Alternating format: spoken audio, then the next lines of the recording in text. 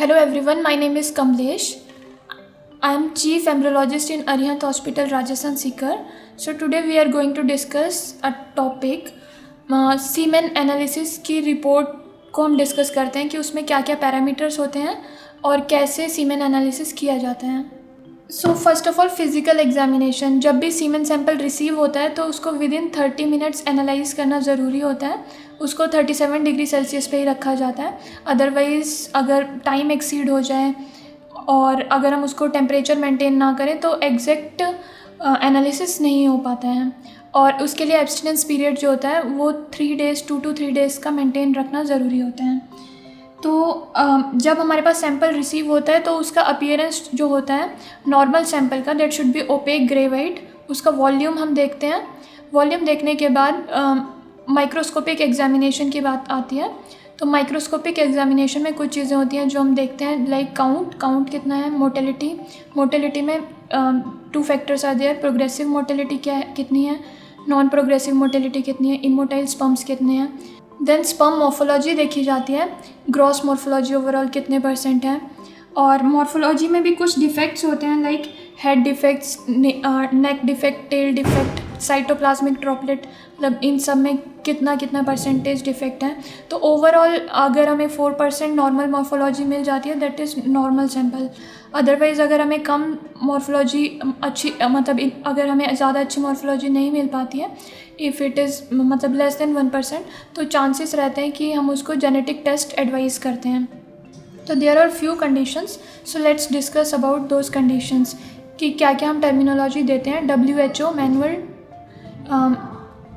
2010 के अकॉर्डिंग कुछ criteria set हैं. So let's discuss about those criterias. Normozoospermia. If a person is having count more than 15 million per ml तो उसको हम नॉर्मोजूस्पर्मिया की कैटेगरी में डालते हैं. एस्थीनोजूस्पर्मिया वो कंडीशन है जिसमें ओवरऑल मोटिलिटी जो होती है हमारी 40% तक होती है. अगर वो 40% से कम है और प्रोग्रेसिव मोटाइल स्पर्म हमारे 32% से कम है तो उस कैटेगरी को एस्थीनोजूस्पर्मिया कहा जाता है. So next category is teratozoospermia. अगर हमारी मॉर्फोलॉजी 4% से कम है तो उस पेशेंट को टेरेटोजूस्पर्मिया कैटेगरी में डाला जाता है.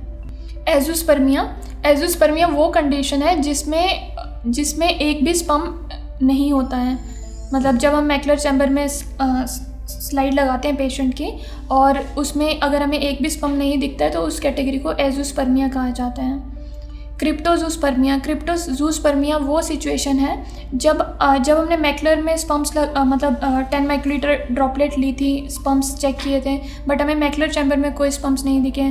फिर हमने सैंपल को सेंट्रीफ्यूज किया, सेंट्रीफ्यूज करने के बाद देखा तो हमें 1-2 स्पर्म्स दिख जाते हैं तो उस कैटेगरी को क्रिप्टोजूस्पर्मिया कहा जाता है. हिमेटोस्पर्मिया. समटाइम्स हमें RBCs दिखती हैं सैंपल के अंदर तो उस कैटेगरी को हम हिमेटोस्पर्मिया कहते हैं. पायोस्पर्मिया. अगर हमारी 6 to 8 पर HPF से ज़्यादा पल्सेस प्रेजेंट होती हैं तो उस कैटेगरी को पायोस्पर्मिया कहा जाता है. हाइपरस्पर्मिया वो कंडीशन होती है जब आपकी सीमेन की वॉल्यूम मोर देन 7 ml होती है तो उस कैटेगरी को हाइपरस्पर्मिया कहते हैं. हाइपोस्पर्मिया वो सिचुएशन होती है जब आपकी सीमेन की वॉल्यूम 0.6 ml से कम होती है.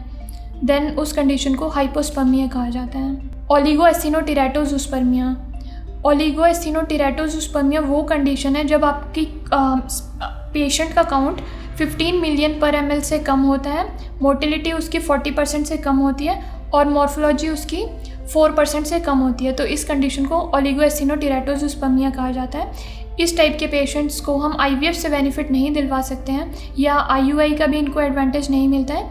इस तरह के पेशेंट्स के लिए ICSI is the only preferable method that is to be used. Necrozoospermia is the condition in which we can see मतलब सारे ही स्पर्म्स इमोटाइल होते हैं, मतलब हमें कोई भी मोटाइल स्पर्म नहीं दिखता है तो उस कंडीशन को नेक्रोजूस्पर्मिया कहा जाता है. और नेक्रोजूस्पर्मिया में हम कैसे मतलब चेक करेंगे कि वो जो स्पर्म है वो वाइबल है या नहीं है. तो उस केस में पेंटॉक्सीफाइलिन 0.1 ml हम लेते हैं और उसको प्रिपेयर्ड स्पर्म सैंपल के अंदर डालते हैं, उसको 10 मिनट्स इंक्यूबेट करते हैं. After 10 minutes of incubation if there are any viable cells so we can visualise them under microscope. हमें पता चल जाता है इसमें कुछ वाइबल स्पम्स हैं, तो उसको हम इस तरीके से आइडेंटिफाई करते हैं। Basically if we can see all dead sperms, तो उस कंडीशन को नेक्रोजूस्पर्मिया कहा जाता है।